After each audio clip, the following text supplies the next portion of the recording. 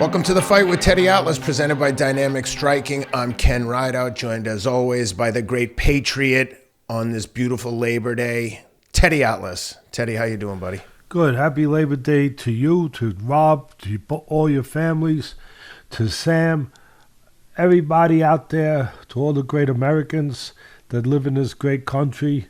Have a good day of rest. You deserve it. The summer is over. Back to work.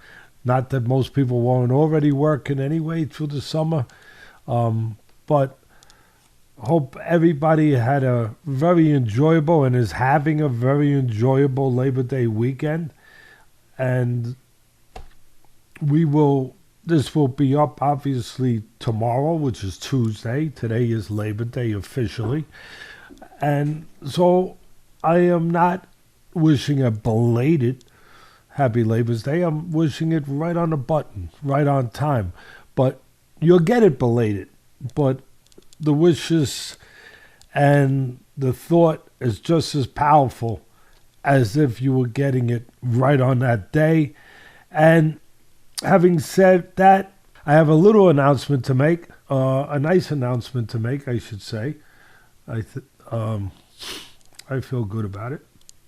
A lot of people have been asking, really, a lot over the years. They've been asking me and really us. They've been sending comments into us if I'd ever be back to commentating the fights at ringside. And some people have been kind enough to say that the networks don't want or like the truth.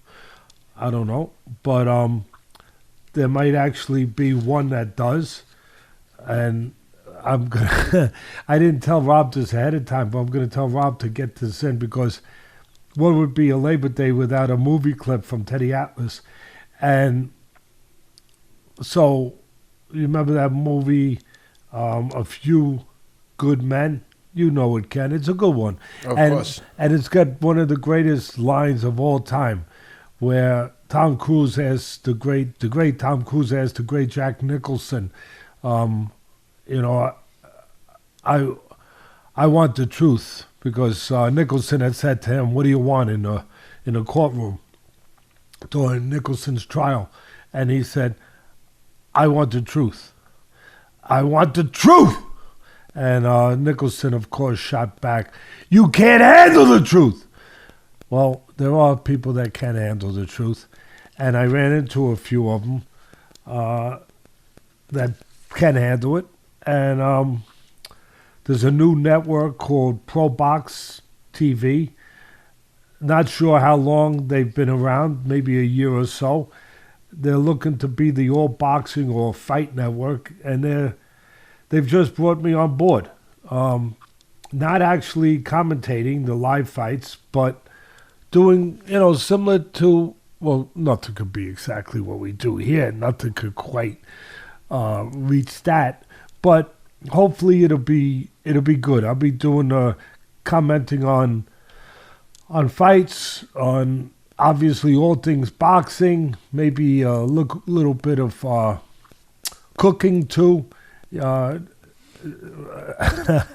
We're making into a little bit of boxing and the cooking network, a combination of both. I'm just joking. It will be all boxing. Initially, I'll be working with two former world champions, Paulie Malignaggi and Chris Algieri, both of whom I caught a good amount of their fights on ESPN on Friday Night Fights on their way up the ladder. So it'll be a pleasure working with them. They're good people. Obviously, they know boxing. And just wanted to mention that as I look forward to this new venture, this new chapter for me. I spoke to the people who are running things at Pro Box, and that's really partly, honestly, what got me to say yes. Because in order to come aboard, I wanted to be around good people. And they seem to be just that. And they're serious and passionate about doing this in the sport that I've been in for 50 years. So we'll give it a twirl, and hopefully the people out there, the most important element is the fans. Hopefully they will like it, and they will enjoy it. So that's that. Cool. Well, let's talk about some fighting. Speaking of boxing shows, Chris Eubank rematches Liam Smith over in England, gets his revenge, stops him in 10 rounds. Fight was pretty much one-sided the whole night. After the fight, Liam Smith said, I think he had to cut 42 pounds. Eubank had his new coach, BoMac, who was obviously Terence Crawford's coach. We'll talk about this after the fight, but unfortunately for BoMac, arrested on the way back from England with a loaded gun in his bags. And such a guy who's so smart, and obviously in the realm of boxing. I think he's up there at the top. I've never seen a fighter that BoMac has worked with, Mcintyre, right? Yep, Brian McIntyre. I've never seen, really, a fighter that he's worked with that wasn't completely prepared with a fight plan to do exactly what was going to be necessary to do to win that fight. And that's a big compliment for me. That's a big compliment for me because there's a lot of charlatans in this business, and a lot of guys who just throw towels on their shoulder and somehow they're in the freaking ring with a fighter destroying their career or whatever. Or the fighter, if the fighter's good enough, like Cus D'Amato used to say, the fighter makes it despite of who they're around. But with McIntyre, again, I've never, ever seen a fighter under his guidance, not, like I said, not supremely ready.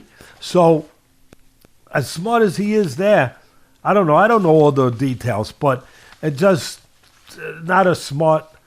I hope obviously we hope him well and wish him well. You shouldn't be carrying a gun around. I don't know if you should be carrying a gun around, especially going into obviously another country. And I know a lot of people say, well, how did he get it there? I don't know. I have no idea. I would imagine it was in his checked bag, and when he checked the bag back in, they found it. It sounded like the security found it, but I just want to say something. I feel like it has to be said, and I like Brian BoMac. I have no problem with him, but you see things like Devin Haney gets arrested with a gun.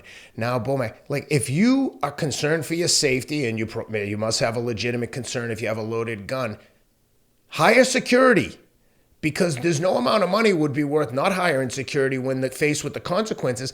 I read today that BoMac might be in jail until a minimum of October 9th, waiting for the next hearing. This isn't a joke. Well, no, this is a country. There's a country who's very serious. Well, they're very serious about their gun laws.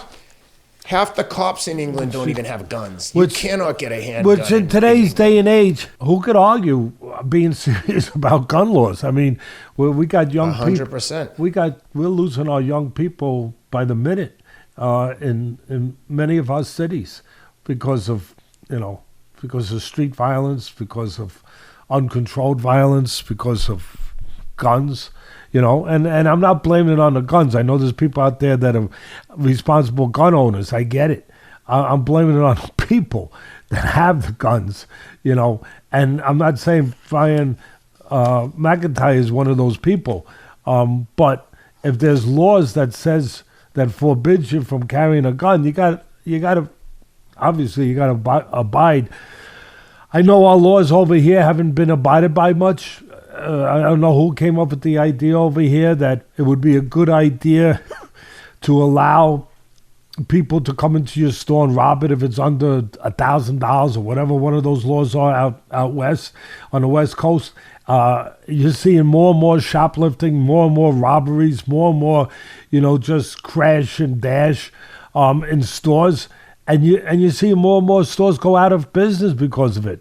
It's absurd. I mean, really, I don't know. It's insane. It's beyond. It is. It's insanity. How we ever got here, How someone could ever permit that and say you got to stand down and just let it happen. We're to the point that if you point out the absurdity, you're the enemy. Listen, I don't give an F about those morons because I really don't. I might as well be 6 feet under when I start worrying about those morons. I'm worried about my grandchildren. I'm worried about my children. Yeah. I'm worried about your children. I'm worried about the people's children. I'm worried about Sam's children. I'm worried about all the good people out there. I'm worried about the people in these communities, in these areas that are frightened to death to go out shopping, the grandmothers, everybody, the kids, the children, the parents. They're afraid to even go out with their kids that they might get a stray bullet. I worry about them. I don't give a freak what somebody says because it matches their rhetoric, it matches their agenda, whatever they're pushing forward, whatever they're selling, whatever they're making money on. Make money on humanity. Make money on making life better for people. Make money on that, on just having fairness across the board, but justice across the board, safety across the board. Make money on that. How's that? How's that for a novel idea instead of this other BS? And as I was starting to say, how you ever came up with the idea that it's okay that you work your backside off and you form a business, a living for your family, for yourself, for your family. And with that business, you're helping other people. You're helping the community. You're hiring people. I hope they get bigger and bigger. They can hire more people. And you're doing a community service. Obviously, you're doing a service to yourself and your family. You're living the American dream. Whoever came up with the effing idea that it would be all right to come in and violate that person, violate what they did, what they risked to do, what they put their life on the line to do, what they put everything, they worked to form that, to make that work. Whoever said it would be okay to just come in and violate them, and that's the right word, that they have to stand down while you rob them. And if you don't, and you protect yourself, you wind up getting arrested. How did that, when did this, I asked my wife one day, honey, why did you wake me up? I could have done something. She said, what are you talking about?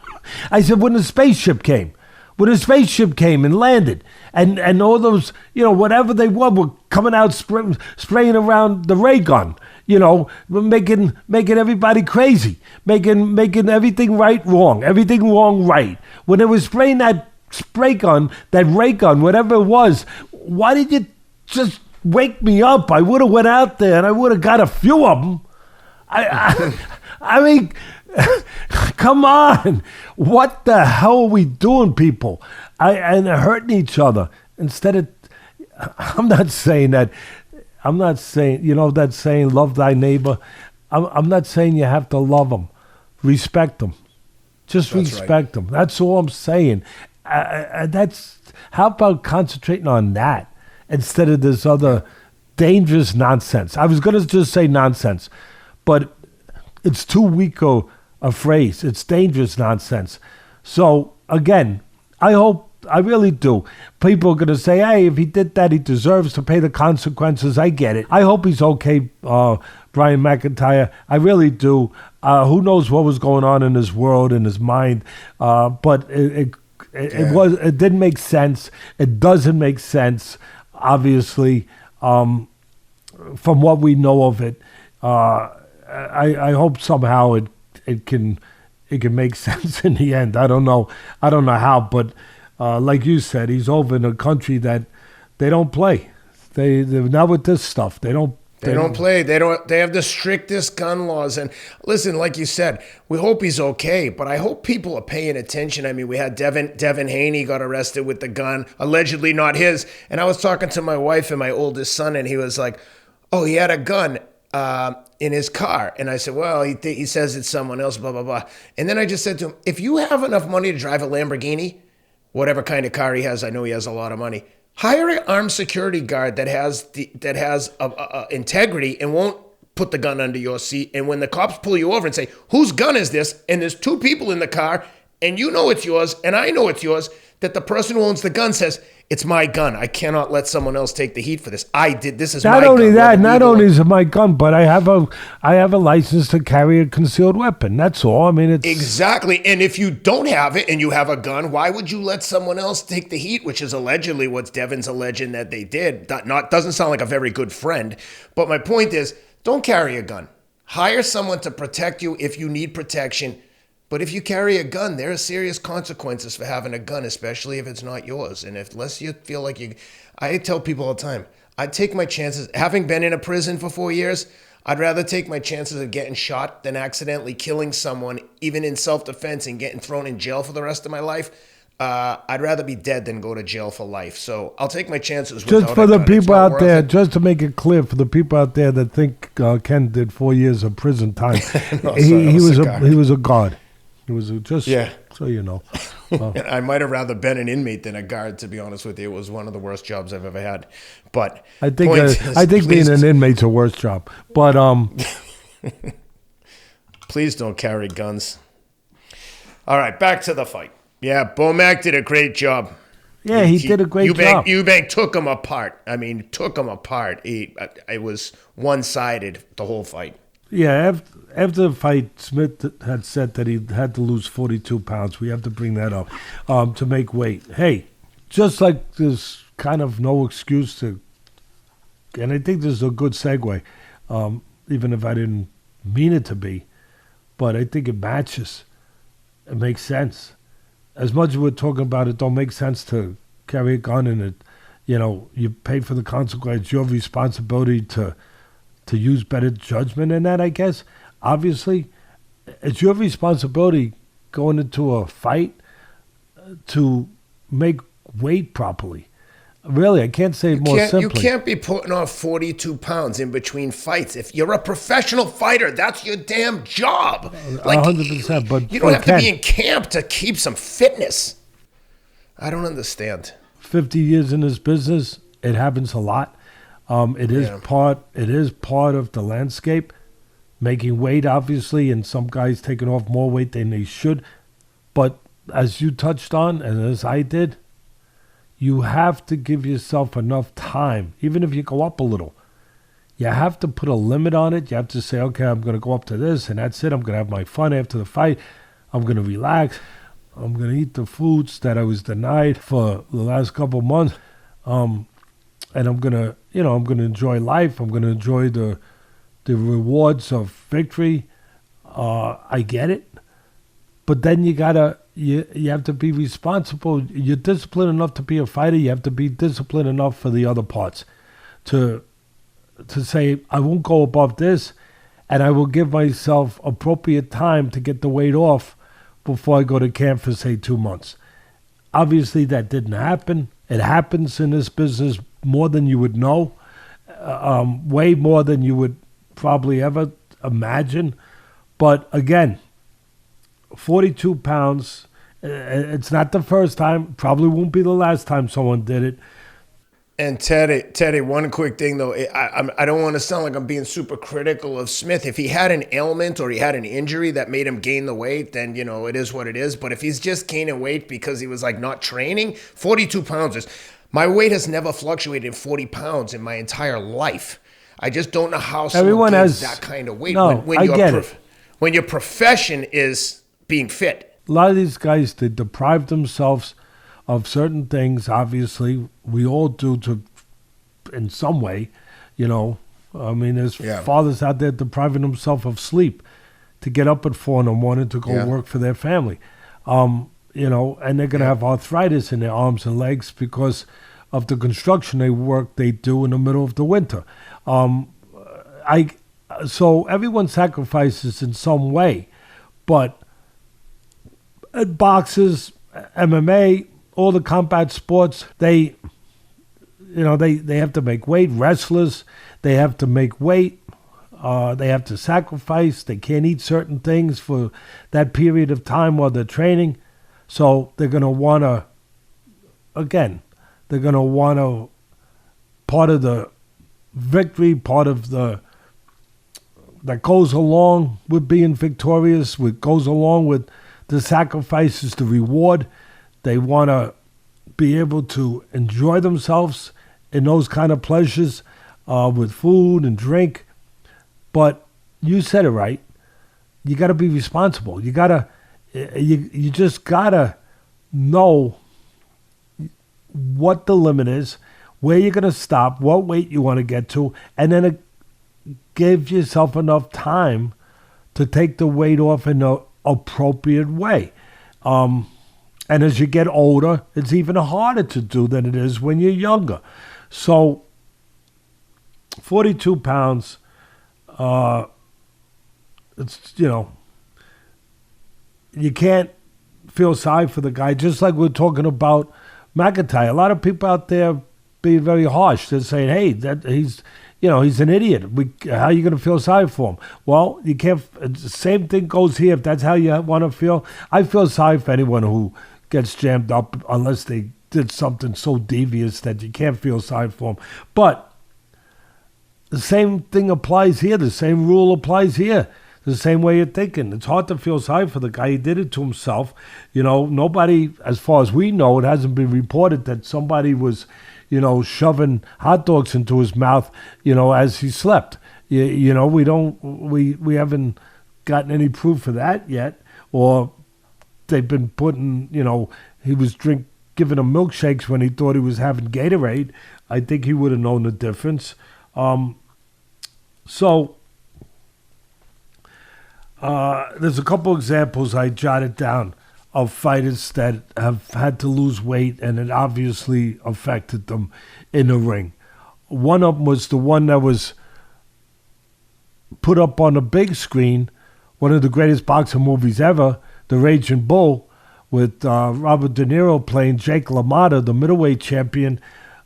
In one of those scenes, you saw where he was sucking on ice cubes in the sauna before the weight. That was real. He had to lose a lot of weight before one of the fights. He fought Sugar Ray about 6 times. I think it was 6 times, 5 or 6. I think it was 6. He beat him once. It was the first fight he beat him. LaMotta was a great fighter. Sugar Ray might have been the greatest of all time. And a lot of the decisions were close. That one wasn't close because he lost so much. Definitely affected him. That fight wasn't as close. As I said, he lost a lot of weight. And it was portrayed on television, LaMotta losing that weight as De Niro played him. And then another one that I remember, it was known throughout, the people in the business were aware of it. It was never really talked about or really printed in the media a real lot. But when James Toney was fighting Roy Jones for their showdown fight, Roy Jones Jr., it was pretty well known that Toney had to take a lot of weight off for that fight. Now, again, was he dead at the scale? Did it affect him? I think it did. But take nothing away from Roy Jones. Roy Jones was prepared. If that's the case and Toney wasn't, that's on him. But it probably did impact the fight. I'm not saying he would have won anyway. Roy Jones was a special fighter, special athlete, but so was James Toney. Toney, throughout his career, though, that problem with weight seemed to stay around and haunt him as he got older. He went all the way up to heavyweight. I mean, he was fighting at like 230, which for a middleweight at one time was pretty crazy. So those are a couple of the examples. Look, again, at the end of the day, no one really cares, really, because it's your responsibility going into training camp to make to know what weight you got to make and how to make it.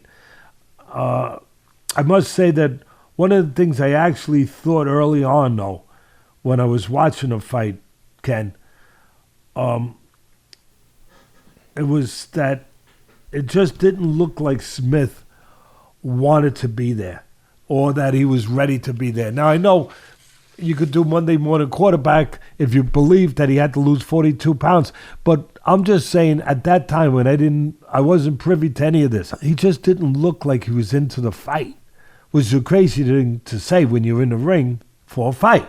you should be into the fight. But it really didn't look like it. And it was actually the exact, maybe that's why it stood out to me so strongly, because it was the exact opposite for Eubank. You could see that he was ready in every way, mentally, physically, technically. And you could see that this fight really meant everything to him. It was his career. It really meant his career. After being knocked out, it's a rematch, obviously. He had been knocked out a few months ago by Smith. And this fight was about pride, credibility. It was about his career. A true crossroads fight where if he doesn't win this fight, for me, and the way he acted, for him too, his career was over. I mean, for the most part, Eubank. So, to his credit, he fought it that way. He had the new trainer we just talked about, Brian McIntyre, and Crawford's trainer.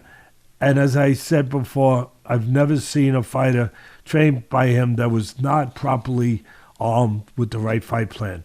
And that was, again, the stark difference between Eubank and Smith. It was so clear immediately that Eubank had a great fight plan, and Smith, he didn't look like he had one, to be honest. It literally looked like he just showed up, other than to stand in front of him with his hands in a peekaboo stance and walk slowly in. And once in a while, in a blue moon, he threw one punch at a time. I mean, that's not a good fight plan. I mean, he needed to come in, Smith, behind the jab. And he needed to use his jab to try to nullify the jab that was dominating the fight of Eubank, to take away his jab. Eubank, taller. His fight plan was to control the outside, keep Smith at arm's length, make him pay for real estate, charge him 4 or 5 punches to make 2 or 3 feet on him, to try to get close, make his travels dangerous to get in close. And that's what he did. Eubank controlled the outside, put punches together off the jab in times. The first round was ugly. He won the first round, Eubank. He probably won every round. But the first round was close. It was the only close round. It was ugly in a way that early on Eubank was panicking a little bit, grabbing so much. Now, it was smart to grab inside and tie up because that's the only place he could get hurt in his mind. He was winning the fight, if I remember correctly, the first time he fought against Smith. And then he got caught around the 4th round, whatever round it was. He got caught something in close. Very clean by just making a mistake, by being a little careless defensively. Left himself wide open, if you will.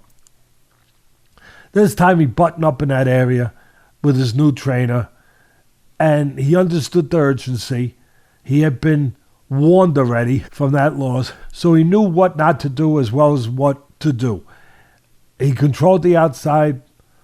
When they did get close, he grabbed, he tied up Smith, made sure that he couldn't do any damage in there. And the first round, it was a little bit too much. But it was, you could see, it was part of his plan not to give Smith any leeway to do damage in close.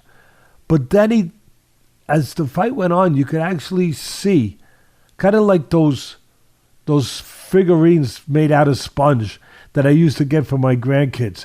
And then they're little, and you put them in the bathtub and they get big.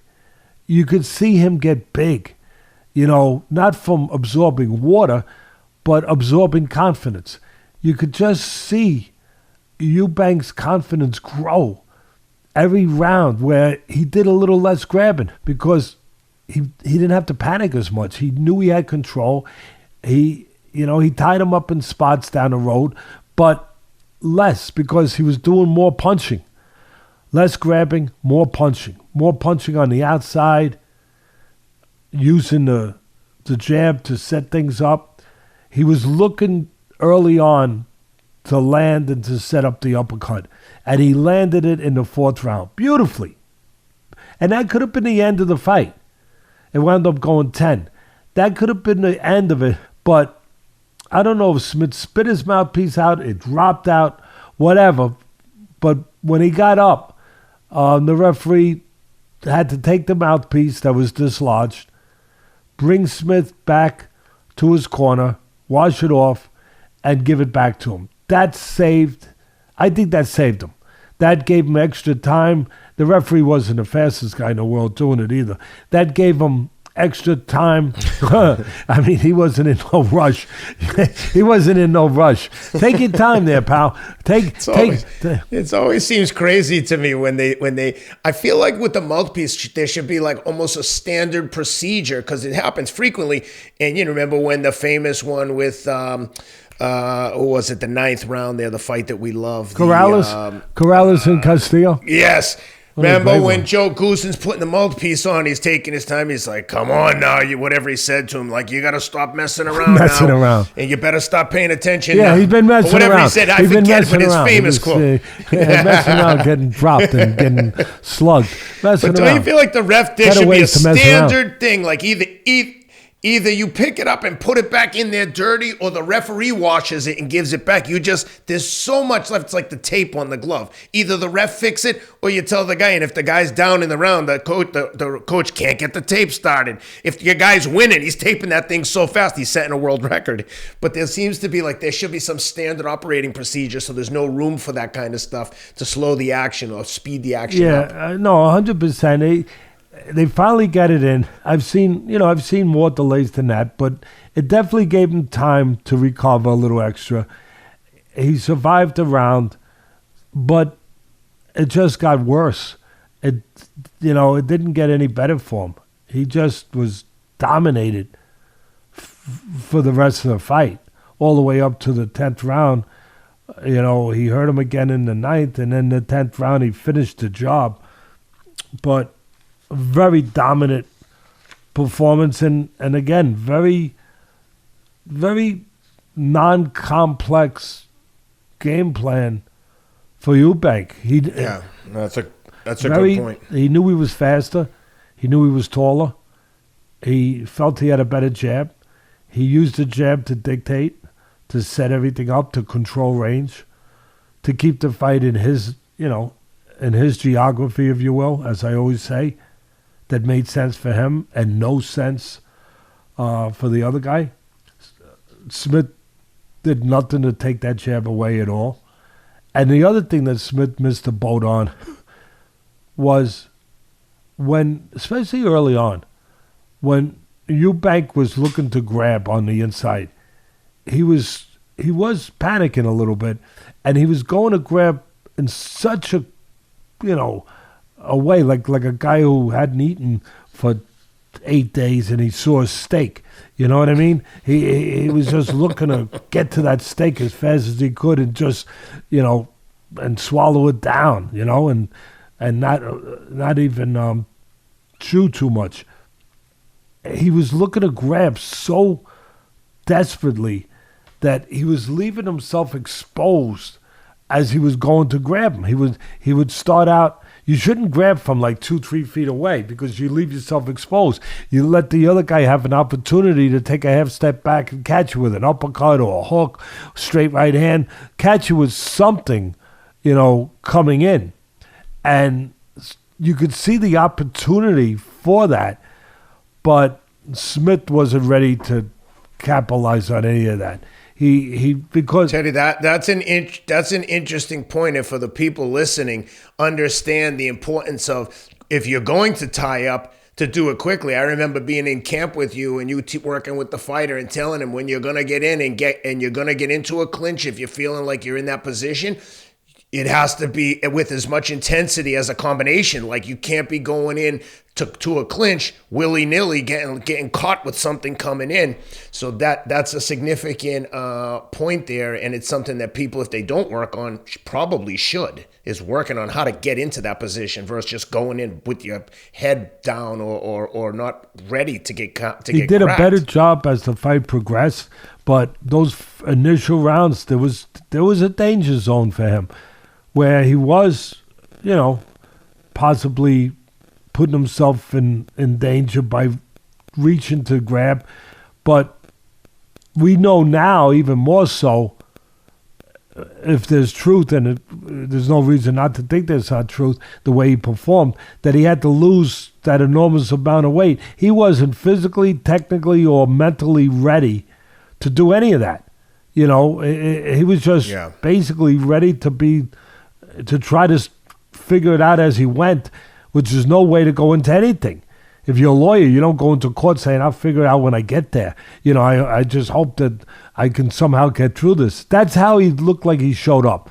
Like, I just hope I get through it. I'll figure out something. Maybe I'll land something. And he wasn't prepared, obviously, to do a tenth of the things that Eubank was so well prepared to do. So when it was over, as handily as he beat Smith, and as I say, he looked very good doing it. I didn't necessarily think at first blush that, because the first thing you think is, okay, where's he go now? What's he do now? He's over across the pond. Eubank, what fights are available for him? And there's always fights available. You're across the pond. As I've said many times, our British fans are great. They come out for their fighters. They make the promoters rich. They make the fighters wealthy. I hope they make them all wealthy, because the fighters deserve to be. Anyone who gets in that ring and risks what they do deserves to be wealthy.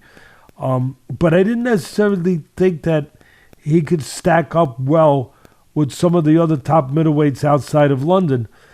And I started looking at who was there, and then I changed my mind a little bit. Of course, Triple G is still there, and he's no longer really Triple G at this point in time. He's probably Single G, because he's in his 40s and he's one of the great middleweights, and I love him, and he was great, but he's beyond, obviously, beyond his time. He hasn't fought for a while. I think he still has a title. I think he still does. He hasn't fought since Canelo. That Canelo fight, he did much better than a lot of people thought he would do. He went the distance. It showed me two things. One, that Triple G is pretty much, at that place in the end of his career. There's not much left other than his pride and his dignity, his character, his championship will. But he's not the same fighter. He's not Triple G anymore. But it also showed me that Canelo was overrated. I know the great Mexican fans were waiting to hear that, and I'm sure that I made their day by making sure that I said it. But it did. It showed that he couldn't get rid of him at this point in his career. The great Canelo, as great as everyone builds him up, and a lot of people build him up to be, he should have. He should have at this point. But it also showed me something else, that Canelo is slipping. That as whatever he was, great or almost great, whatever that level was, it's less. It's a little less now. He's slipping. And so I'm looking around to see, okay, who does Eubank fight now? And there's fights in the UK. I think there's a fighter, Felix Cash. I believe he's still undefeated in the middleweights from the UK. I think he was about 15, 16-0, if I remember correctly. But I haven't really followed it. But that fight might be a fight that over in the UK could be there. And then I started looking at other names, and in fairness, I look at a guy like Lara, who was a former world champ, terrific fighter. He might have beat Canelo. I thought he beat Canelo when he fought him years ago, but whatever. Good counterpuncher, southpaw, good defensive fighter. But he's also ancient now. He's getting old, and he's only a shadow of what he was. So that's a guy that all of a sudden I'm saying, well, wait a minute, there's viable, winnable fights here. And then I looked at Deverenchenko, who's still rated there, and he's, he just had a terrific war with the younger Munguia, but he's used up, and he's been terrific. He's a warrior, throws a lot of punches, but he's definitely got a lot of miles on the odometer, showing that the thread is thin on the tires. There's no doubt. The truth is the truth. And so I'm saying, other than Charlo, who really hasn't fought for, since Prohibition, right? He hasn't fought forever. Other than him, I'm looking and I'm saying, maybe there are fights out there, in the middles that make sense if he stays at middleweight.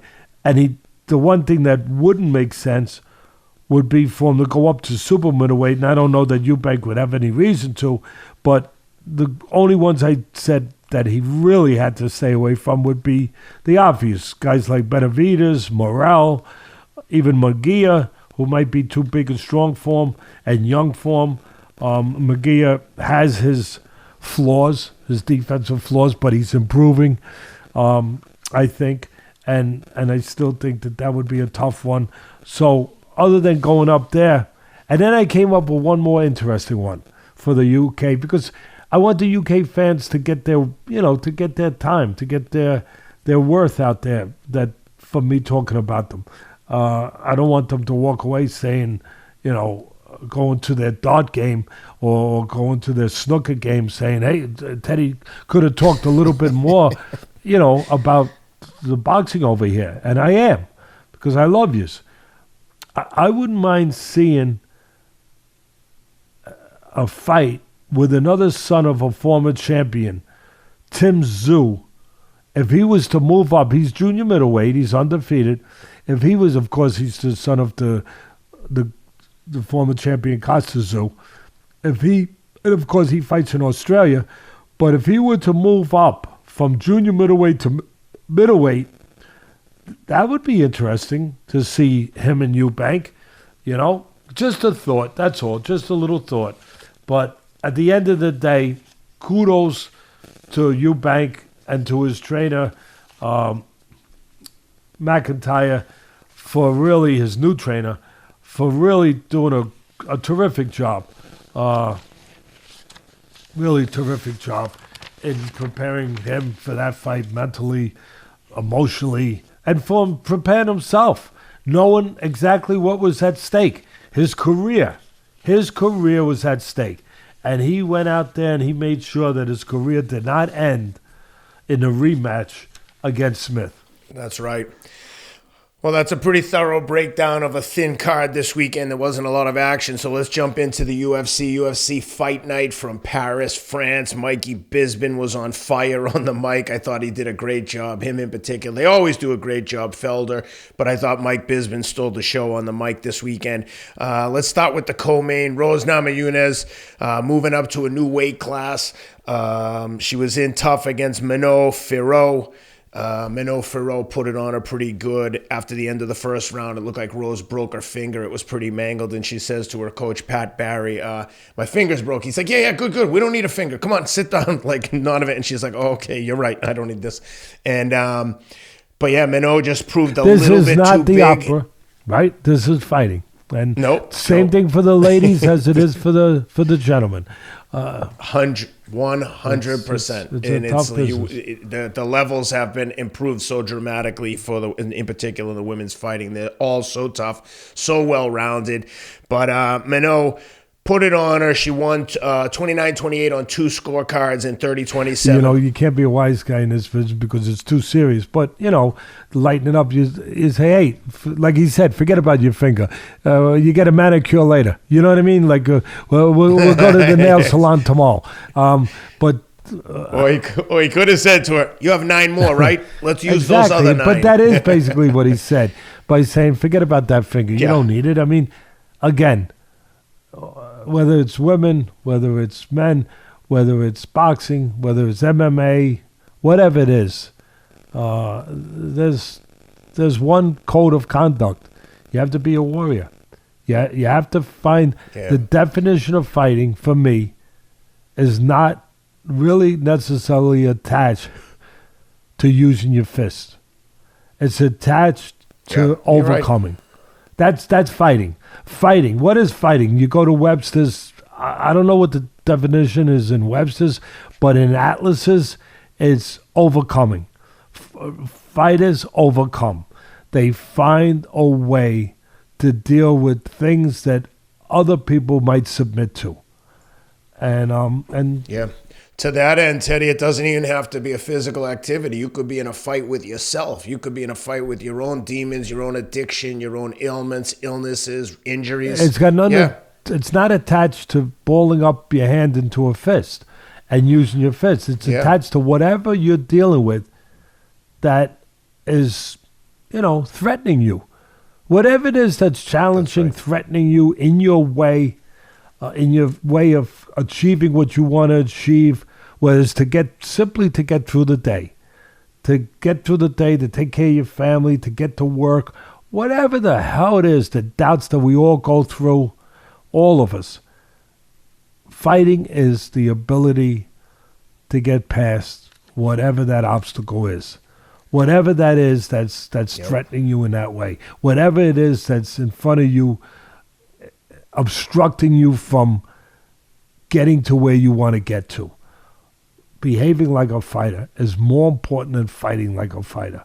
And these people in the UFC and the MMA in general and in boxing, they know how to, wow. I mean, that's what we applaud. Yeah, we applaud their ability to throw kicks and, properly, and to grapple and to use jiu-jitsu on the mat and to strike in a magnificent way. But really what we applaud is their ability to overcome, their ability to behave like a warrior. And I got the feeling in this fight, first of all, Rose is obviously a great former champion. She moved up a weight class against Fiorot, right? Fiorot. And I just got the feeling, very close first round, but I got the feeling, or at least that she may, this is a tough one, but I just had the feeling that at this point in her career, with all she's accomplished, that Rose may not have the same fire in her belly as she once did. And I'm taking nothing away from Fiorot. She had to fight a great fight to win against this great fighter. And again, she was moving up in weight. But I'm just telling you what I noticed, and what my senses tell me, what my experience tells me, what my instincts tell me. That maybe she don't have the same fire in her belly as she once did.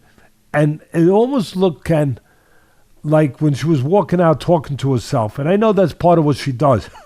But it almost looked to me like she was trying to talk herself into being that killer again that she once was. It was just my take.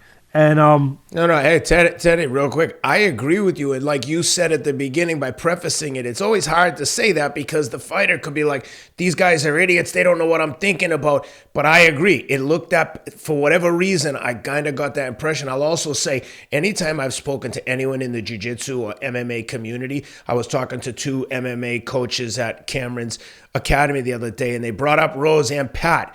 and they're so highly respected and well regarded by everyone in that community. You know, there's handfuls of guys like Dustin, you know who the guys are, and they're so well respected, and everyone loves Rose and talks about how tough she is. But I agree with you. It looked like something didn't look the same as it looked when she was beating Weili And Zhang. where the tire meets the road, where the problems, you know, occur in this case, if that's the case, is that now she's in there all the time with fighters that are just as hungry as she used to be. Yeah, there's no soft touches for her, not at this level. And so the first round, Fiorot won. Close round, but I thought she won. Immediately, the size difference was noticeable for me. Fiorot is so big and strong. She was very controlled, and she controlled distance very well, picking spots to, you know, when to step in, when, you know, to move. She pressed in spots, boxed in others, mixed it up nicely. She's obviously a southpaw, and she transitioned very well from when she was pressing to suddenly, all of a sudden, countering. She did a magnificent job, a seamless job. It really caught my eye. And she used her jab well, her legs for lateral movement to keep Rose from getting set, you know, for her attacks, try to keep Rose off balance.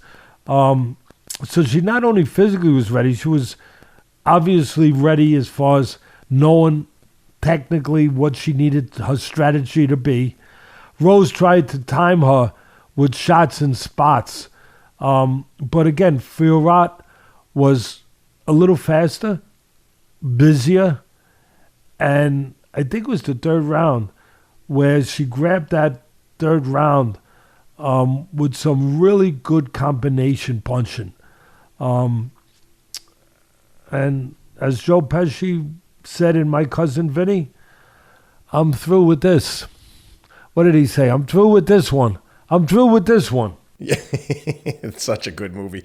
Ciryl Gane in front of the home crowd against Sergey Spivac. Sergey Spivac had looked really good in previous fights. I thought this different one had a lot of styles. potential, Different styles. obviously. Styles make fights. Very. MMA, boxing, doesn't matter. He hadn't been in with a guy this sophisticated, this smooth, this pure of a striker. Yep, and he's coming in. He's coming in on 3 wins in a row. He knocked out Greg Hardy. He knocked out Augusto Sakai, and then he submitted Derek Lewis. Yeah, good strikers. And Ciryl good, Gane powerful coming up.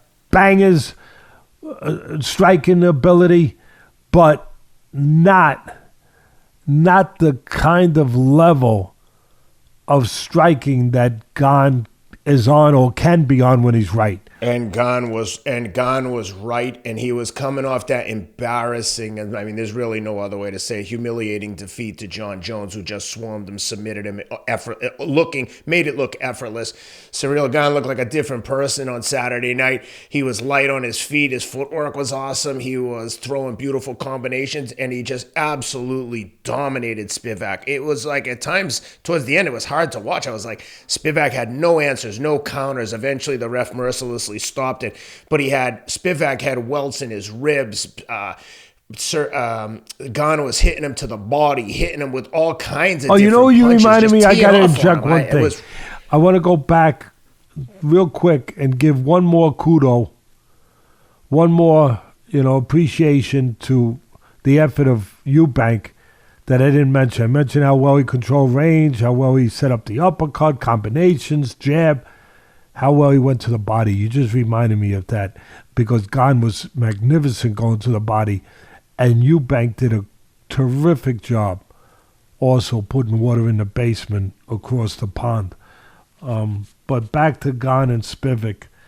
I thought Gane looked, as you said, fabulous. First round, very important round for him to get the ghost out of the attic. From his last fight. So the first round took on added significance that from a normal first round because of his last fight, that he had to get through that first round, which he didn't get through with Jones. So good job mentally in doing that. Spivak looked, while Gane looked really very smooth and relaxed, Spivak to me looked tense and stiff. I don't know how he looked to you, Ken, but he just looked. No, I was going to ask you, do you think Gane looked really good or Spivak just looked terrible? Because Spivak, that was the worst performance I've seen from him. And credit to Gane for making him look bad, but my God, Spivak had no answer, no fight plan. He was just giving. It's probably a combination to your question, but Gane looked really good, and I'm not going to take away from that. And like you said earlier, those styles make fights, and this style for Spivak was an absolute nightmare. Yeah, Gane has displayed, and he did, of course, display really, really good striking skills and technique. And in the first round, he picked spots. And then in the second round, he just took charge with beautiful placed body punches. You touched on it, from his southpaw stance. And he used his jab to set up everything. As I always would say, set the table with the jab, go to eat with the other punches. And he did. I think it could be fair to say that, and here's a tough one, and somebody probably put this out as clickbait somewhere in one of these. They all listen to our show, which we appreciate. Thank goodness. We really do. Everyone in the industry listens. And then they grab things and they put it, they put it out there in a story with the headline. Obviously, it's smart to draw people in to read the rest of the story. And one of the headlines that I'm probably giving them without intentionally looking to, but I thought to myself, I want to stay away from it. And as soon as I want to stay away from something, I go into it. Because then I think I'm neglecting my responsibility. Yeah, because I do. I think that way, Ken. Because then I think, oh, yeah, okay, you're not gonna bully me away from this. You're not gonna scare me away from. I feel like staying away. Then I should go into it because it's my responsibility to.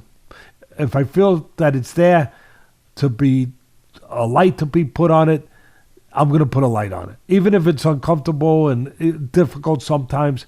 And with all due respect, I respect these guys. I don't have to tell anyone that. They know it. I've been in the business with them for all these years. I respect anyone who gets in that ring, gets in that octagon, all of them. But different things happen. And the great part about it is something bad happens, you get a chance to make something good happen. You get a chance to redeem yourself. That's what I love about this sport, one of the things. The opportunity every time for redemption. And I'm not saying he got full redemption in his win against Spivak, but he's on the road to redemption. And what I was going to say, and I'm not going to stay away from it, is that I think it could be fair to say, and taking nothing away from the great Jon Jones, and he is great, and he is in his own level, mentally, physically. He comes from a family of great athletes, and he's formed himself into the GOAT, okay? But I think that it could be fair to say that Gane choked. That's the one, that he choked. It happens.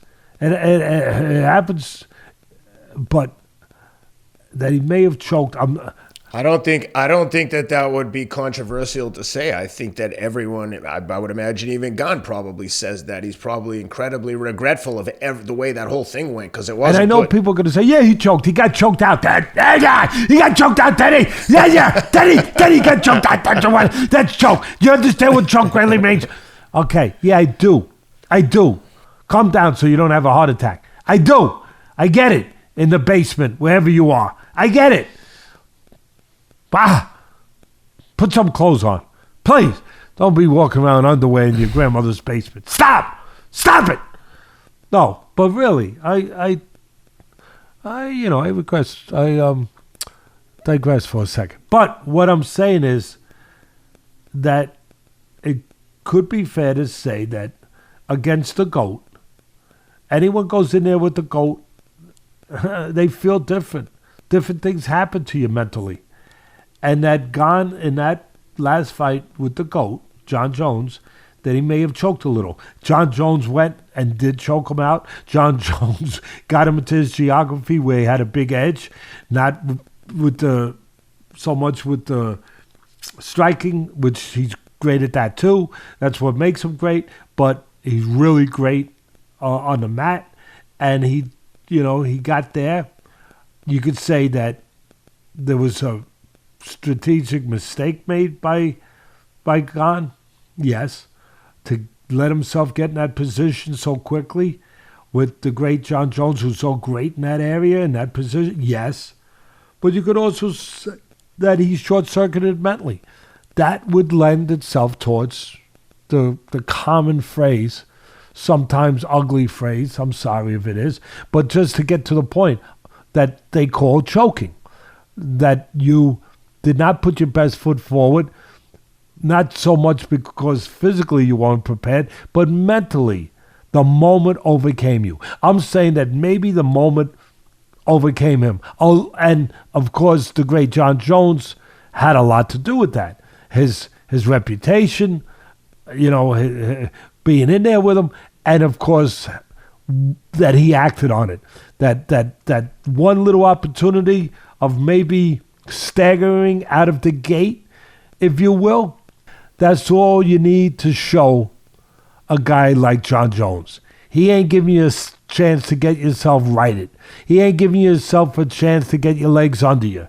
He is going to pounce on you and take advantage. That's why he's the GOAT. He's going to take advantage of that moment of stumbling out of the gate, that moment of maybe choking a little bit at that moment and not let you recover from it. He is that lion in the Serengeti that I talked about a couple of weeks ago, out in the prairie, that he sees that zebra, he sees that gazelle stagger a little bit.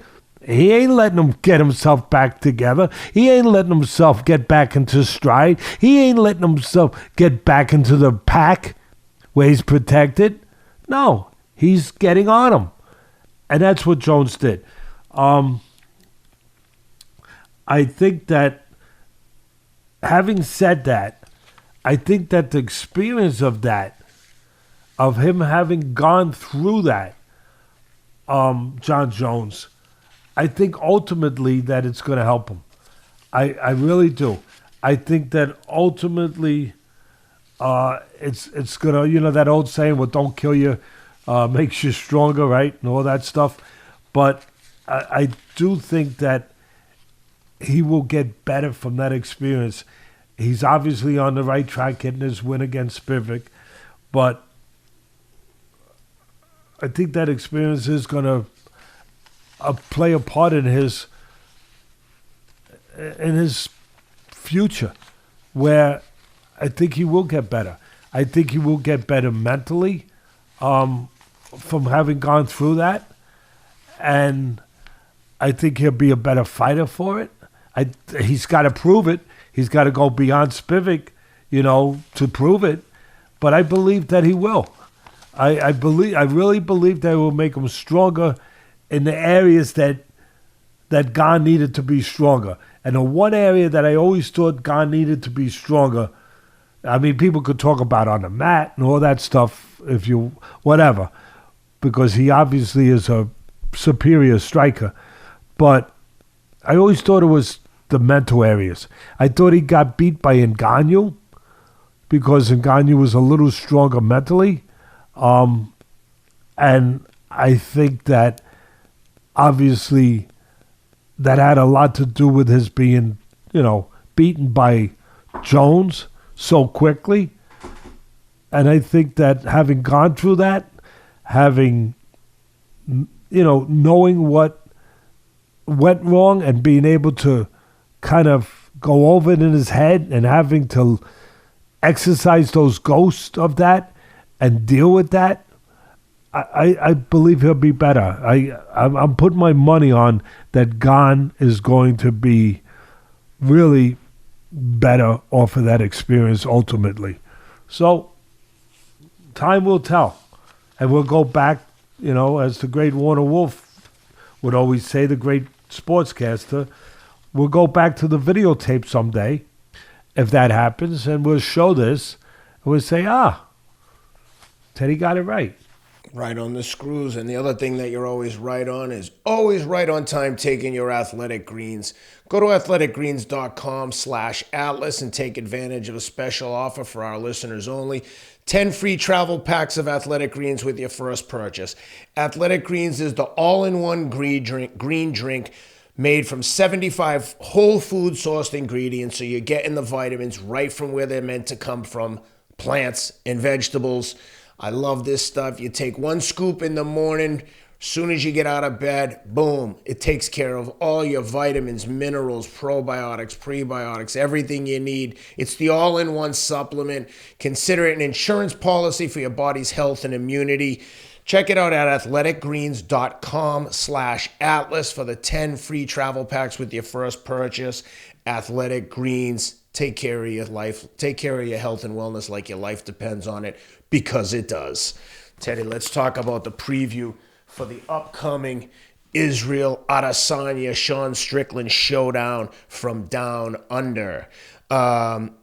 And this preview is brought to you, of course, by our friends at MyBookie. Check them out at mybookie.ag. Use the promo code ATLAS for a 50% credit on your first deposit. You deposit up to $1,000. So if you deposit $2,000, they'll give you another $1,000 to play with. As always, gamble responsibly. But let's get into the breakdown, Teddy. This on paper looks like it might be a one-sided event for Israel Adesanya. We got the line now. We'll come back to your prediction at the end, but right now it looks like the line is minus 660 on. Let me just make sure I got the latest up to dates here. Yeah, minus 650 on Adesanya, plus 425 on Strickland. And I also want to talk to you about the over-under. Minus 125 that the fight goes under 4.5 rounds. Over 4.5, you're basically looking at even money. But before we get into predictions and the odds, let's talk about the fight and what you're looking for from both men.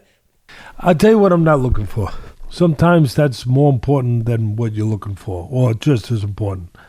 Not only what to do. Fair point. Yeah, sometimes I tell a fighter, we're looking so much at what to do, let's look at what not to do.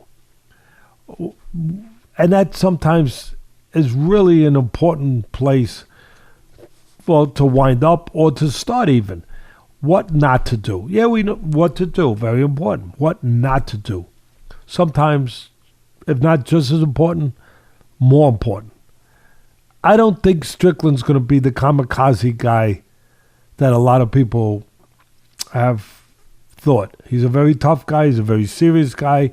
Give him all the credit for getting here. He's earned it. They all have. He's one of them. He's earned it too. None of the roads are paved in the UFC, with with soft touches. They are in boxing sometimes. They are at least to get there.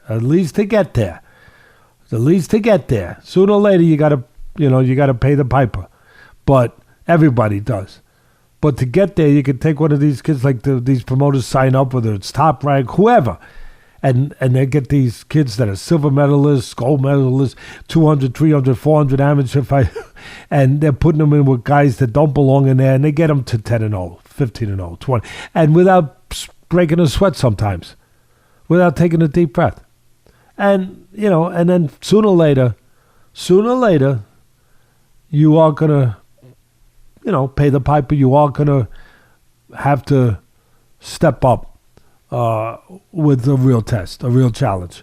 But it comes a lot sooner in the UFC. That's all. And if anyone wants to argue with that, there's something wrong with you. Because what I just said and laid out, nobody knows boxing much better than at least the terrain of it than me, 50 years. That is the terrain. Unless you're not one of these privileged guys that is with one of the 5 power brokers in boxing. Then you got to do it. You got to do it the hard way, like MMA fighters. Then you're not being privileged. Then you're not being given a silver spoon. Then you got to fight whoever they give you right out of the crib. Yes. But if you are the silver spoon one, you don't have to. But having said that, all of these guys, for the most part, in the MMA world and in the UFC world in particular, they, they got to pay their dues all the way from the beginning. And Strickland, like all of them, have done that. A lot of people, if you think that he's going to come in there and just, go for broke, I wouldn't be so fast to say that. To me, I see a side of Strickland with all the stuff he says and the craziness and everything that they all throw out there as part of the promotion, part of the game. He's very cerebral. I'm not saying more cerebral than my friend Adesanya, our friend Adesanya. He's as cerebral as it gets. He's at another level. He's special. He is. But almost like a Crawford. To me, I look at him that way. Where everyone else is going at a slower pace than him. Where he's ahead of them. And where he can slow it down in his mind and see things. I think he's only getting better, Adesanya. I really do. I think that little bit of a, obviously more than a bump in the road, a hole in the road with Pereira. And then, of course, he moved up in weight, where he lost to Blachowicz with the bigger man, mostly on the floor, on the mat.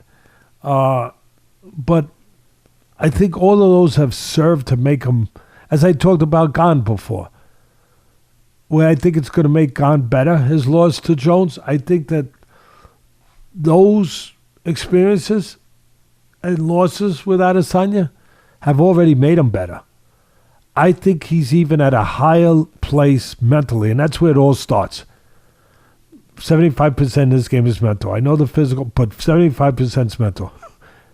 I think he's already at a higher place mentally now, Adesanya, where, like Crawford, things slow down for him in that ring, where he can see things that others can't see.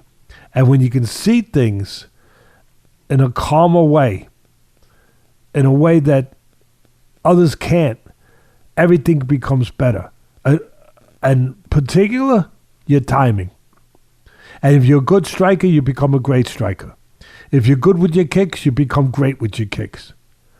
If you're good with, being able to counterpunch, you suddenly become a tenth of a second better, faster, sooner.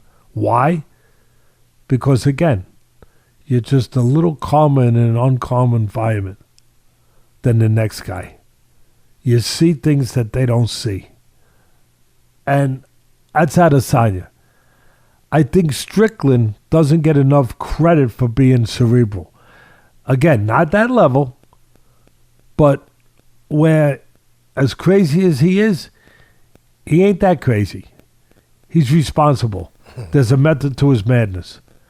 He uses his jab to set things up. That's a responsible thing. He's got a good jab, a reliable jab, an accurate jab, a consistent jab.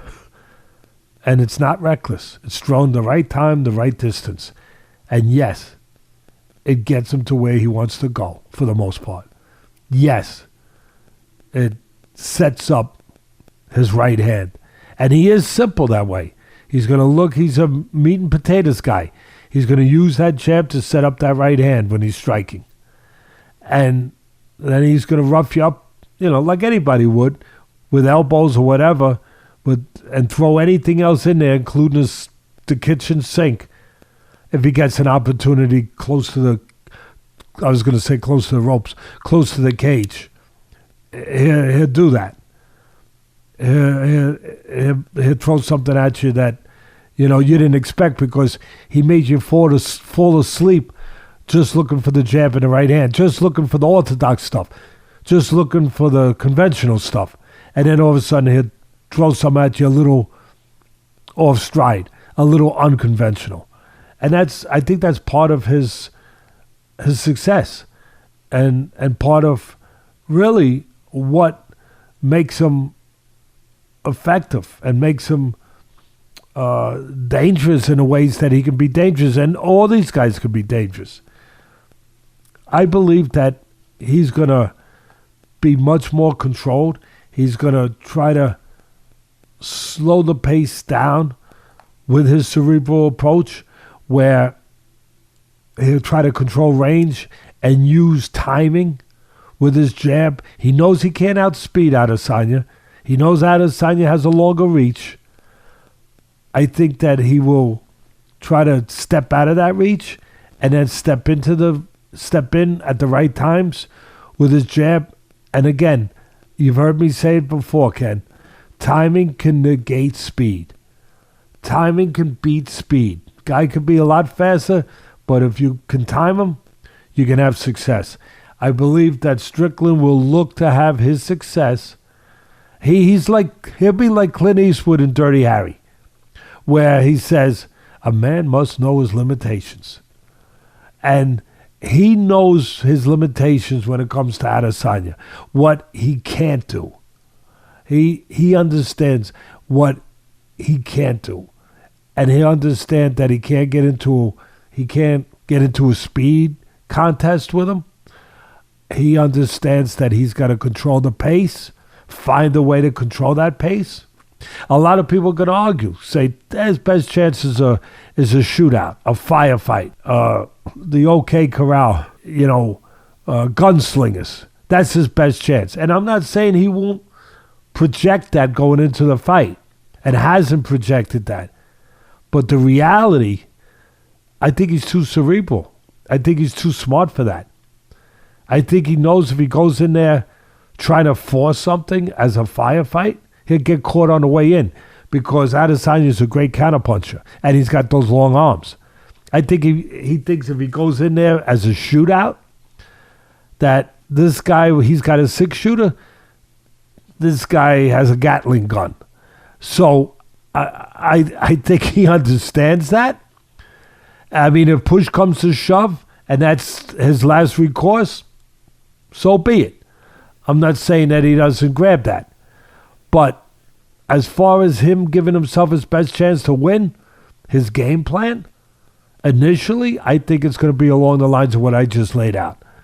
That it's going to be slow the pace, control range, time him with your jab, and try to find the spot.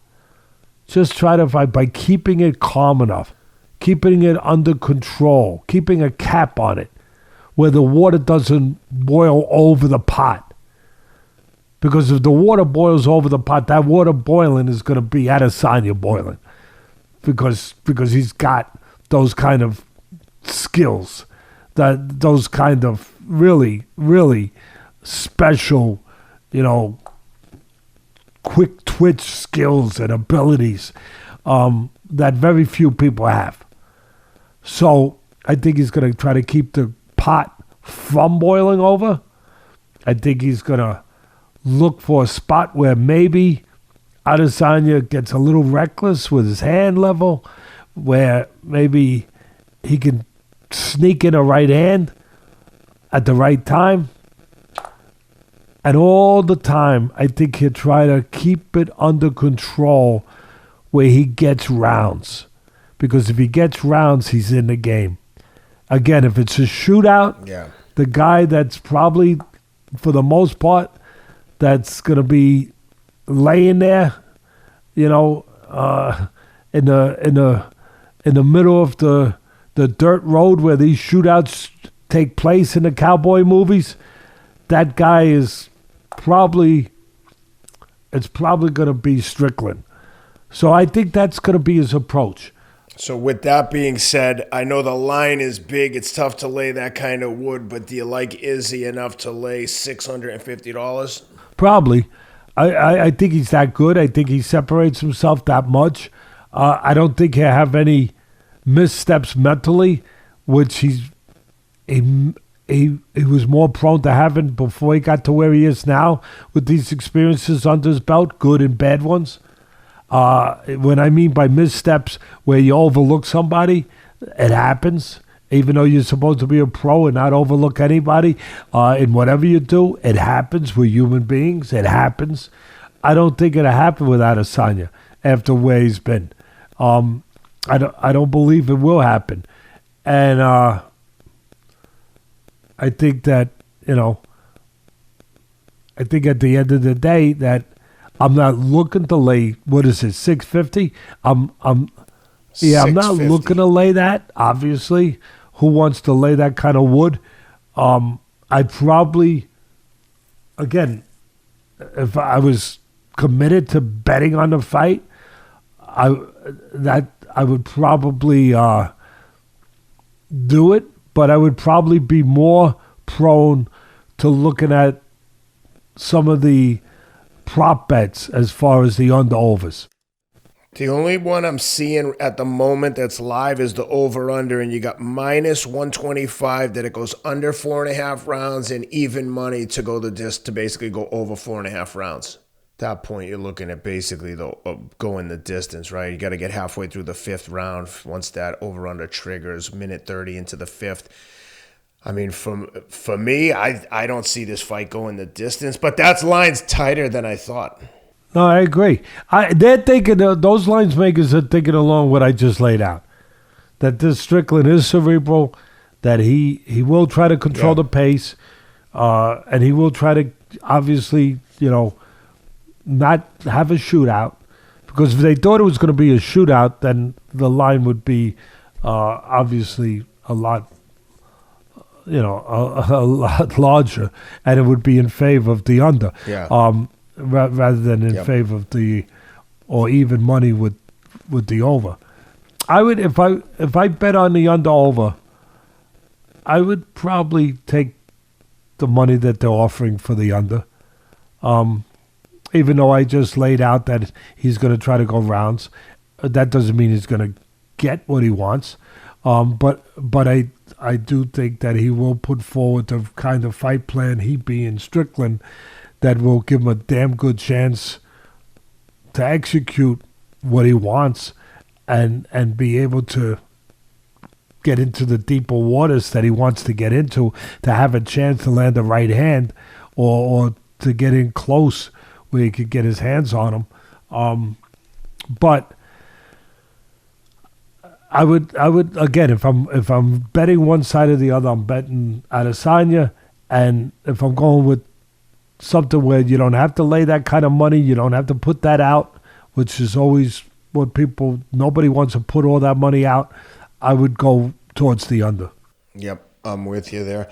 Well, that'll be a good one. We'll have plenty to discuss there, to discuss next week about this fight from Sydney and on the fight action this weekend. That's all I got, Teddy. You got anything before we say there's one other thing. First of all, I'm going to be up in Bristol, Connecticut, covering the UFC action from Australia. I'm still not allowed in Australia. After years ago, after I was on ESPN and Aram didn't like it, nobody liked it. What was the fighter's name? What's his name? That got Manny Pacquiao and short white kid from Australia, and I'm spacing on his name. Yeah. Give me 1 second. I'm spacing on his name too because he threw me out of Australia. Or his people did. He did too. But Jeff Horn. I was calling him John Horn, so at least I got it right. Jeff Horn got a win. I thought he got a gift. But he got a win against the great Pacquiao, who definitely was in the shadows of his career. But it was in Australia on ESPN. I came right out and said, hey, I said what I always say. I said the truth of what I believe the truth to be. And I didn't hide it. When I had to interview him afterwards, a lot of people didn't like it. But rather than act like some people do, like I didn't pick against him or I picked for him, or, I told the truth. I said, I thought you lost. He didn't like it. He handled it as a gentleman, but he didn't like it. I guess I wouldn't either.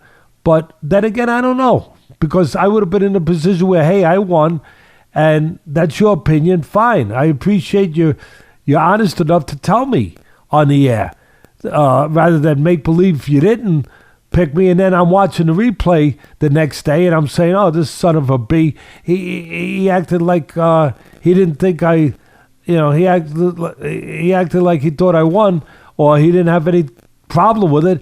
And the truth was, during the broadcast, he had a big problem. So I was straight with him. I try to be that way with everything. Some people love it. Some people hate it. Whatever. It probably helped get me out of ESPN because Arum didn't love it, quite frankly, saying what I said. And Arum, of course, had his plans. You know, again, being honest. His plans was, he knew Pacquiao was, well, he was getting old.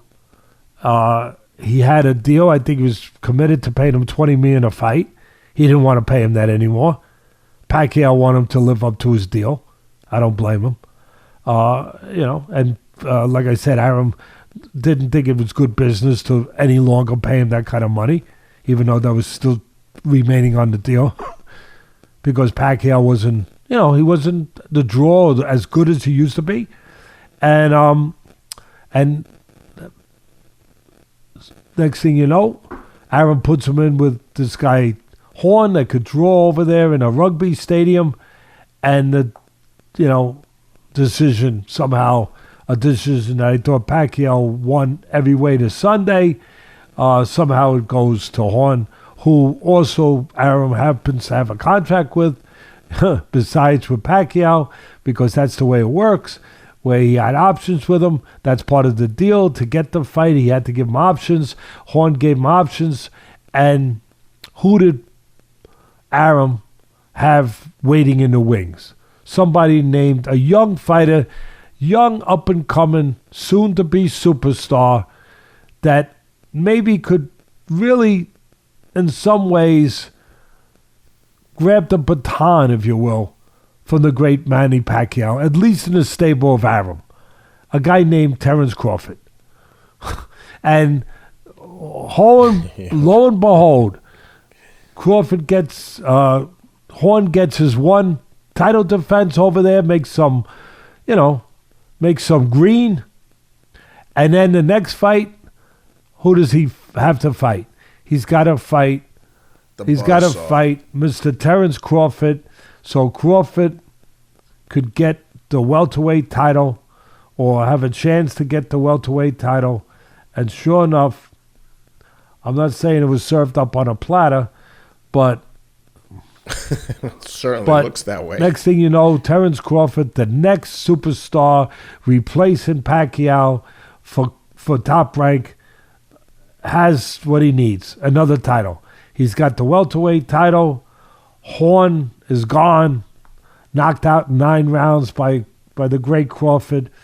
And at the time when I initially said that Crawford won the fight, that Pacquiao won the fight and that Horn had lost, his people were so upset, his promoters over there, him, that they said, Teddy Atlas will not be allowed into Australia ever again.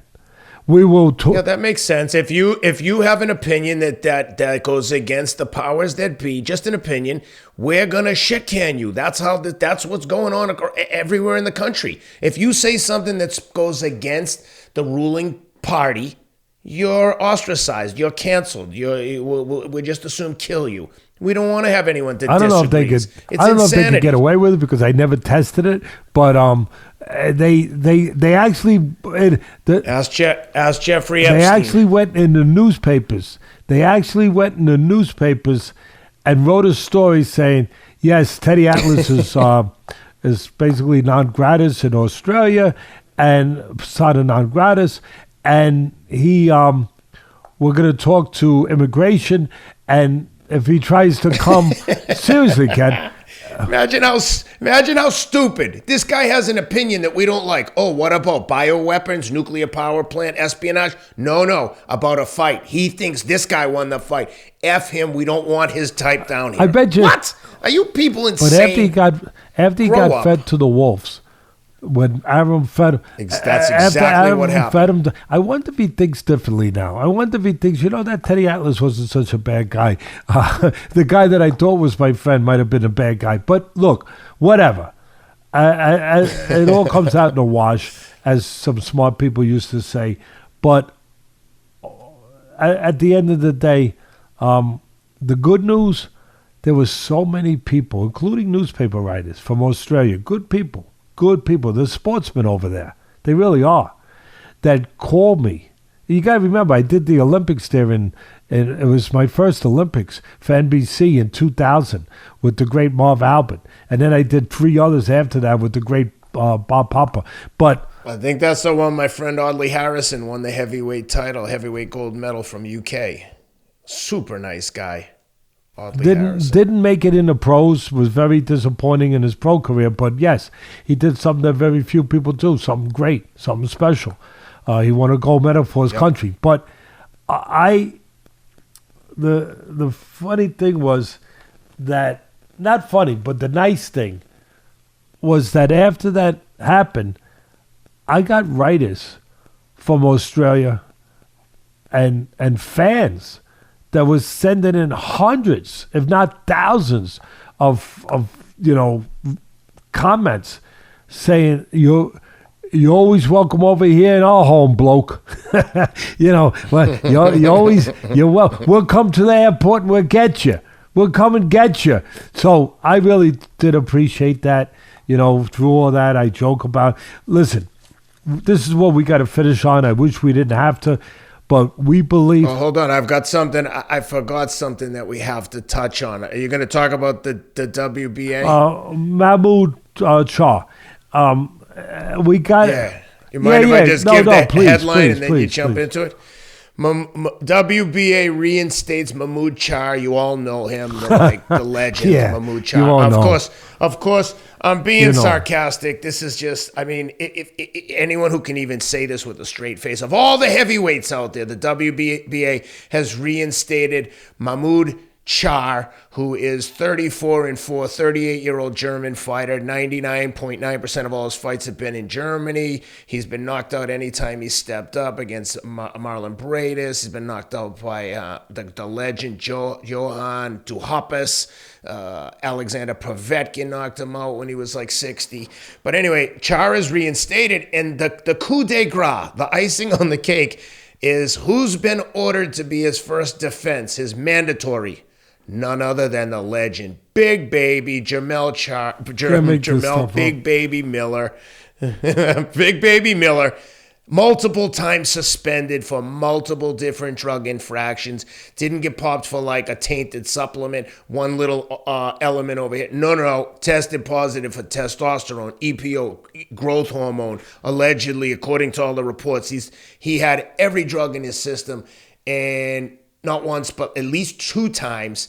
And the fact that he's getting another fight at heavyweight where that kind of power matters, it just seems insane. It doesn't even seem real. The WBA, that's, of all the heavyweights out there, you could go down a list. Welcome to boxing. Michael Hunter, why not make him the champion? He's never been suspended. What about all these other guys that are scratching and clawing? Who's got the inside track to the WBA that got these 2 guys? Because there was a lawsuit. There was a lawsuit involved. Don King was involved with Charr. Had a lawsuit against King and against Mendoza, the head of the WBA, I guess. And this was the outcome of the lawsuit and the deal that was made. So that is part of it. Look, I don't even want to report on this crap. The only reason... It doesn't seem real. But it is, because it's boxing, unfortunately. And that's why I have a petition out there that people should really sign to get a national commission to clean all this crap up and get rid of all this crap. And we are progressing to Congress. So keep signing it. Let the petition get larger, more signatures on it. You can see the petition. The link to the petition will be in the show notes of the podcast today. They'll have the link will be on the Apple or Spotify, wherever you get your podcast. Look in the notes. We'll include the link. Just click on it and sign it. There's no downside to do it. We're basically just trying to establish a commission that oversees boxing, that has some kind of regulation that you don't see things like this happen. 2 random guys are going to fight for a heavyweight title. We are going to get an audience with Congress. We are going to get this done. So help us, help yourselves, help the sport that you care about. Sign the petition, as Ken just said. Look, I didn't want to report on this, but this is what we do. We cover everything that's boxing. We like to pride ourselves as the CAT scan of boxing, where if it's there, we miss some. We're not perfect, but for the most part, if it's there, we're gonna let you know about it if we think that you need to know about it, even if it hurts a little bit sometimes. But if it is part of what's going on out there, part of what's going to influence the sport in some way, that's going to show up on some radar, on some blimp, for the most part, we're going to try to let you know about it. Another reason fans are just fed up with boxing, a lot of them are, and they've been for a long time, and they get reminded of, why their sport it's been diminished, and losing some of its credibility. And there's a lot of fans right now, they're going to say, Teddy, I'm glad you said it. Some will be upset, I guess, but most of them will be like, because they tell me, it's losing credibility. They're moving over to UFC. They're how many remarks I've read after these terrible decisions and whatever, where fans will say, I'm done with this sport. And again, the late, great Bert Sugar, a friend of mine, and I miss him. He was great. But with a cigar and his hat, he used to say, boxing is the cyclops of sports. It can't give itself any more black eyes because it's got no more eyes to blacken. And God almighty, I mean, really, when does it stop? So it's losing its credibility faster than Joey Chestnut swallows hot dogs on the 4th of July. I thought that was good. Sam liked that one. Look, the WBA, the real call letters, I've said it before, I'll say it again. It's really not World Boxing Association. It's really We Be Asking, okay? They reinstated Charr, as Ken said, WBA regular heavyweight, I can't even say it without he's the regular. I'm not trying to be funny, Teddy. When I told you about originally, I'm like, I don't even think I've ever heard of this guy. No, I mean, I'm being funny, but he's been around. But listen, he's the regular. I know, but I mean, heavyweight regular. I mean, I like my coffee regular. How do you like your coffee? How do you like yours, Sam? You like it regular? Black. Okay. All right. I got you. He's the regular heavyweight belt holder. I mean, really, I feel like I'm at a gas station. $20 a regular, please. And I can see the guy saying to me, you sure you don't want high test? Nope, regular's fine for this clunker of a car that I'm obviously driving around in. I don't want to put high test, just regular. No high test for me. Look, he will also now be ordered, as you said so eloquently. I'm sorry you had to say it. I feel bad for you. He will now be ordered to defend versus, I can't even get it out, Jarrell Miller. The same Jarrell Miller, as Ken said, tested positive for everything on earth. That's not legal. He lost his chance some years ago to fight Joshua for $5 million plus, right? When he tested positive for those PEDs and then some. And then, of course, Andy Ruiz, just going through the history of it. Andy Ruiz stepped in instead of Miller and wound up knocking out Joshua. Well, Miller, of course, went on to be suspended 3 more times for failed drug tests. 3 more times, Ken. It's hard to even believe. Including, listen to this. I think it's actually 4 times if you include one for kickboxing. I don't mean to laugh. No, but one of them, really, I think one of them was for kickboxing. So it seems like Miller can't go to the grocery store without ingesting some kind of enhancers. I mean, I don't know what he puts in his oatmeal, but I'm telling you, don't have breakfast over there Miller didn't fight for over 3.5 years after his suspensions. And as far as Charr, let me just go down a little more than Ken did. Ken did good, but let me just sort of, x-ray Charr's background a little bit. As Ken said, he's 38 years old. He lost by knockout back in 2012 to Vitaly Klitschko. And again, Ken mentioned it, was knocked out by Povetkin in 2014. He's 34-4, been knocked out 3 times, stopped fighting in 2017, took 4 years off, just a little time away. 4 years. As you do. And, little sabbatical. Exactly. Sabbatical. Some people call it a retirement. Took 4 years off, came back in 2021, had 3 fights, 1 in 2021, 2 in 2022. As you said, he was also knocked out by Marius Bradis in 2015. So, if you were gonna go down to Canal Street in Manhattan, to Chinatown, do some shopping, you could get a lot of stuff down there in Chinatown, and you're looking to buy a new WBA belt, you might want to wait a week or so. They just might be out of inventory right now. Mark it on your calendar.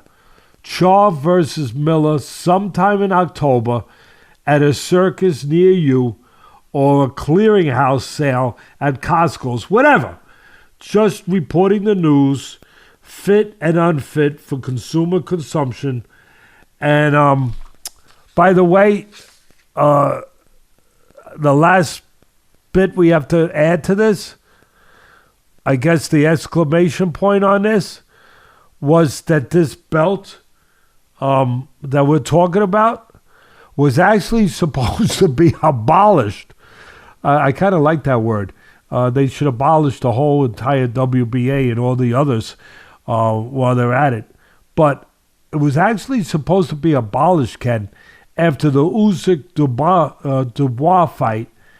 But as I was touching on, Charr sued the WBA over a previous ruling, and this is the settlement.